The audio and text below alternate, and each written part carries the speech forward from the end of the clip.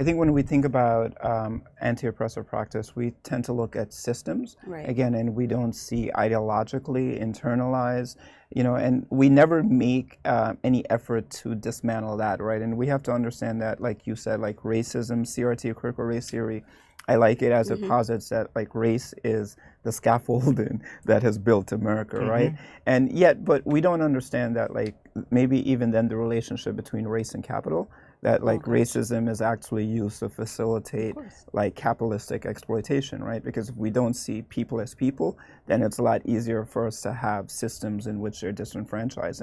And how do we bring that into the conversation, right? Like, and how do we also maybe understand, I love your point, but I feel that we've often, maybe similar to, Audre Lorde, who says we can't use the master's tools to dismantle master's house.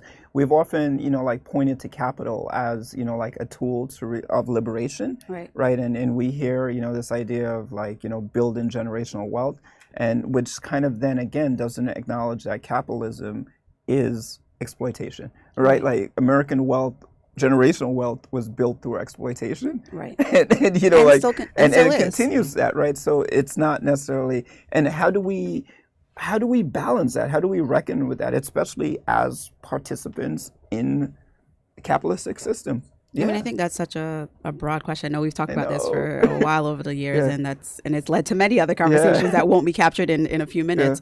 But I think it's what you just mentioned, right? Is acknowledging our own oppression. Like it's impossible to oppress and not be oppressed, and it's impossible not to continue that, even if you are oppressed, because it is human nature. If I am down, I may need to emotionally feel better, mentally feel better, unconsciously or subconsciously. And then I may perpetuate that in another space. It's how we hurt people, just as healed people heal people. Absolutely. And so we continue this narrative as though we don't know what we need to do. We do know. But looking ourselves in the proverbial mirror for anybody, no matter what culture this is, throughout history is the hardest thing. It is easy to point fingers. Something I was always taught is when you point a finger, there's 4 pointing back at you. What role do you have? I have to recognize my own privilege. As a woman of color in America who is an immigrant, who has the privilege to have 4 degrees, I don't like the loans, and if anyone wants to take them, they can. I have privilege. Yeah. I do have a privilege. It's not the same as other people. I don't have the privilege to walk into any store and not be followed still. I don't have the privilege of getting up and running out of my house in sweatpants because I'm definitely going to be, up to no good. But I do have privilege because I have a platform to use the voice. People are not voiceless. They are intentionally silenced and intentionally ostracized and not allowed into the room. I know what it is to be the only person of color in the room, then representing every community of color, whether or not I am even part of that community. Because I'm the only one. So I have to speak to my First Peoples needs. And I have to speak to my Latino sisters and my Latino brothers. And I have to speak to my Asian brothers and my Asian sisters. Because we're not in the room. And now we carry the weight not only for those that are of the African diaspora, but the African diaspora crosses every continent. We now carry the weight of the world on our shoulders just to enter while knowing that we're going to be attacked because the cuts are always coming. Like we never even have time to heal. So we have to look at that internally. How do we also carry these out? I think of it too when I think about the dynamics between Black men and Black women. Sometimes I think of why are we doing this? We are embodying the same things that our oppressors have done to us for years, of separating, of my issue is worse than yours. No, we all have it bad. We don't have a monopoly on suffering. Like we all are screwed up, So it is also looking at that and then going back, particularly in our spheres and our silos. It is recognizing that we don't have to have access to these spaces to create our own spaces. Preach. And that's a big part of what it is we're continually seeking approval from those who will never approve us. Preach. And that is part of our internalized oppression and how it manifests, because we have been taught we have to fit into this when we talk about name, right? There is value, and systematically there is value in it. We know redlining is still real. We know the implications of that. We don't have generational wealth because we've not been allowed to have it. We've been denied loans. We still are denied loans. Our brothers continuously are locked up for offenses that others are not. I've seen it. I've worked in criminal justice. I'm forensic background. I see this, right? And so, but what role do we individually play? we have to march when everybody is hurt, not just when our brothers are shot, when our sisters are too. And we don't always do that. We have to have a collective anger around this, and not anger that we're breaking things down, but anger that we're building things up, building our own things. Because anger is just an emotion like any other one, and the only one that we focus on. We also have to recognize and speak to our own pain continuously, because that is healing. This is healing for me. Like having this conversation, which I have often, is healing. Being able to say, I see you. I see you. I see you. Truly see you, not what you represent, not what I think you want to represent, not what somebody else said you represent, but who you are as a person, to honor the humanity of who we are. Then now that's critical. So how do we move to that in our sphere and in our work as social workers? I think it is us all recognizing, and I always tell people, go back to our tenets. It's written. So now let's live it. Our social work, we're trained that we should be aware of our own biases and privilege, but are we? Because we're human. No amount of social work training makes you rise above your own privilege, how you were raised, your family thinking, your religious identification, social identification. It doesn't. But it does call us to a higher sense of humanity and an awareness of what role we play in continuing these systems of oppression. And we have to be held accountable for that. Our code of ethics also says to us that if we see a colleague practicing outside of that, we should speak to that. But we don't always. So we already have the framework for what we need to do. It's written. How do we put it in action? And I can say, particularly for New York City, like, we're not fully there yet, but I know I came into this organization which has had a lens of race, diversity, and intersectionality. We have a committee that addresses it. We have a committee for white identified social workers who want to understand how oppression has benefited them, and privilege has benefited them, I should say. And then what we do, how we move forward in that intentionally. Nationally, we have our social justice is one of our advocacy points and continues to be. And I think it's having these conversations and recognizing that they're going to be uncomfortable conversations, and they continue to be. So I can say that it's not all spheres that we're not doing it, but I think, as you mentioned, we do need to then come together, because we do the silo thing. There's power in numbers. We may not necessarily have the capital, which, as you eloquently put, is a system of oppression and is the mother of racism, because ultimately that's what we're seeing, right? The way we're educated continues to speak that. Absolutely. Education is currently in this country used as a tool to divide. It is a privilege, because you can't afford it.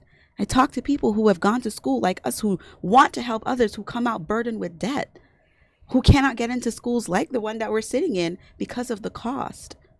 But yet they're trying to help others. And so even within our own systems, I know in my country, education, there's been a nominal charge now and people are up in arms about it. But the thought that you have to pay to be educated in your country, for me, is mind blowing.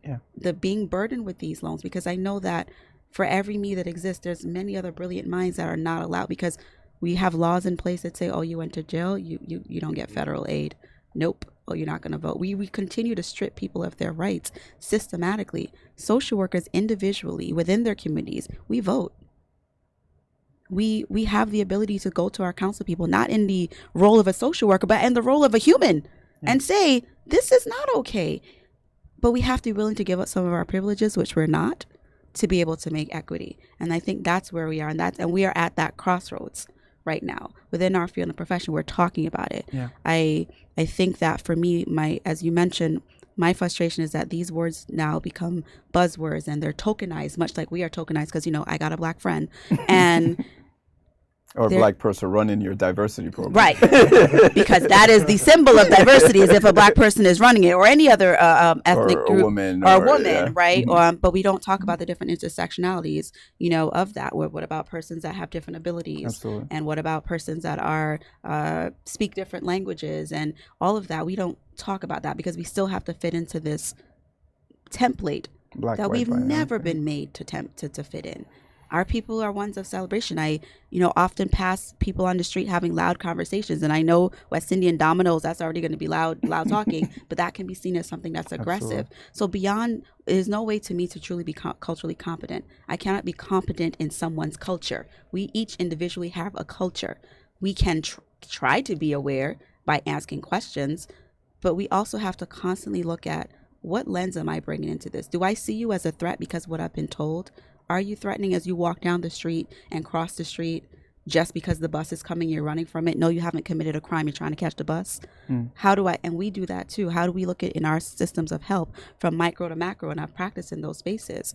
When we look at our healthcare system, when we look at the rules, you haven't shown up for treatment, so you're non-compliant, we're going to take you out. So now you are going to not be able to get your child back, or you're not going to get the social service because you haven't met this. You make $1 over the threshold, so you can't get these services. This is embedded, and we were the ones that developed these systems. Our systems are oppressive. Our practices are oppressive. There's a power differential between our clients and ourselves, because in the system of trying to help people, we have to put qualifiers in place to check off, to then give our funders, who will then say, oh, this makes us feel good. Okay, we've helped this community. We've had 100 people successfully go through this program. What is success? Ace and arrow markers. Right. Success for you is different from me, and success and thriving. How does that look? How does that translate for you? We're not talking about success stories for 3 months and then 2 months later you're back in the same position, because there was not a systematic change and a sustainable plan to ensure you survived. Yeah. And that's what we are. We continue to be tokenized. So I have an issue with us sexifying these words and talking about anti-oppression and, the Black community and the brown community and criminal justice reform, when we are seeing this, but in practice, we are not doing it. It is just for the bells and the whistles and the accolades. But our work behind the scenes and in front of the scenes shows otherwise. We have an obligation, particularly in this field, to ensure that. And I know that in my role as ED for New York City, that's what I'm going to continue to do. It's going to take a lot of prayers, going to take a lot of help, but I do not have the privilege of silence because I have the mic. And many of us don't. Absolutely. That's so powerful. I mean, we could go into that piece for so much longer, but we probably have only a few more minutes. And here's what I would love to do. If we could all maybe just take a minute to say, like, what, I like this because it puts us on the spot, but what would an ask for us, right? If we could, something that you said, Claire, which I really resonate with, and I tell people to really think a lot about when we think about anti-oppressive practices, right? Sometimes thinking about it in that sense can be overwhelming, right? Because it's so big. But how do we create change in our spaces, right? I think is very powerful, because, the micro impacts the macro and the macro is a micro, right? So what if we could have one ask to our profession, in regards to something that we could do to really begin to impact this change, to get this ball rolling around anti-oppressive practice, around social justice, around human rights, around building a world where everyone has equity, what would that look like? I'm putting you on the spot. Yeah, that for me, that's going to go back to my initial statement. That's going to go back to an acknowledgement of, first, we do live in a capitalist system. An acknowledgement, and as hurting as this is going to sound, that system will be in place. And I hate to say that, and I think, well, are we going to switch to some type of other? And I realize, and it's a harsh reality, I don't think that is going to happen in this country per se. So with that acknowledgement that we continue to find ways to work collectively within that system is the one thing that I would ask of our profession and those individuals and those voices and faces that represent in our communities. And I love what the doctor said about that sense of privilege. Because even for myself, coming from where I came from, when we think about Dr. Du Bois, and he talked about that talented said, what responsibility do I carry, and am I carrying that out? And this is why it's purpose for me to continue to go back in prisons, and knowing that if we get these men the population resources that we have that aren't being, that talent that's being marginalized and oppressed and shut down, to engage in that, and as we transition through. So I think that for me, again, I would the ask that I would really put forth is that although we're having this conversation now, and the whole old saying goes, oh, Black folks ain't never come together. They can't. That somehow there's a concentrated effort through our professions and different venues that we really begin to engage that collective action and coming together, as different as that may seem, or as far-fetched as some people may have us to believe that can be. I think that will probably be one of the first steps, and in that, just like they have their various caucuses and groups that come together on a certain issue or belief and they follow through, that we don't have to agree on everything, but we find three main things that we want to see happen with this collective body, and we present that, and that's what we want as a collective body. Thank you, sir. And I'm going to go down to a granular level in our field and say what I'd like to see is accountability in how we educate and train. Now, you mentioned less than 5% of our schools are intentionally having training around this anti-oppressive lens, right? We are required in social work school to take human behavior. We are required to take some form of class around group practice and how it works and norming, forming, storming. We should be required. If you should not be allowed or able to graduate from a school of social work without having taken your entire course with intentionally weaving in anti-oppressive practices, as well as opportunities for discourse around how it shows up individually and in our practice. Because we cannot say we're adding to the field of helping if we don't recognize how we embody it as well. And it is through no fault of anyone's. This is the system that we've lived in. This is our community. This is our environment. But we are now saying we are holding you accountable. If you say you want to now enter this profession, which is grounded in anti-oppressive lens and social justice and equity for all, not for some, you should be required. We shouldn't be giving these degrees. So I will call and say to the Council of Social Work Education, how do we collectively work and say, look, we do need to intentionally do this. We shouldn't have less than 5%. No, so a correction. So the less than 5% was specific to issues of mass incarceration. Oh, sorry. Which is still problematic, It right? is, Because it is. It's, again, it's showing you even the value of like, well, this is oppressive, but this is not. But it's right? not. Yeah. And I apologize, but I think regardless, when you look at our curriculums by the Council of Social Work, there's no requirement for this lens in our schools. Schools have the option of choosing how they do it. So we have a general framework of what we should do, but there's no, you have to have human behavior 1, 2, and 3. When DSM-5 came out, we went from human behavior 1 and 2 to human behavior 1, 2, and 3. That was required across the board in all of our programs. What I'm saying is that there should be a requirement in all of our programs that this anti-oppressive lens, talking about how race shows up, but not just for communities that the sexy ones that we get to talk about, Black and Browns, every community, all the different intersectionalities, that should be in our group practice class. It should be in our human behavior class. It should be in our psychopharmacology class. It should be in our community organizing classes. And regardless of what track you're on, whether you're micro, macro, it should be required that you take this. This is foundational. But also then, how do we intentionally create spaces in our school for this dialogue to be included in our education? Because reading about it and not being able to talk about it and unpack it, which is part of our process recording, it's not helpful either. And then how do we have educators who are also held accountable for that? Because we all know that we've had educators in schools that perpetuate the same oppressive things that we're learning about. I've experienced that. Many people have experienced it. So I think there is a need to be accountable, but I think there's a need for our professional body, and I'm going to speak to that, to take the charge for this, because NASW does lead the charge for this. And NASW has, to me, honestly, really amazing positions on every social justice issue that exists.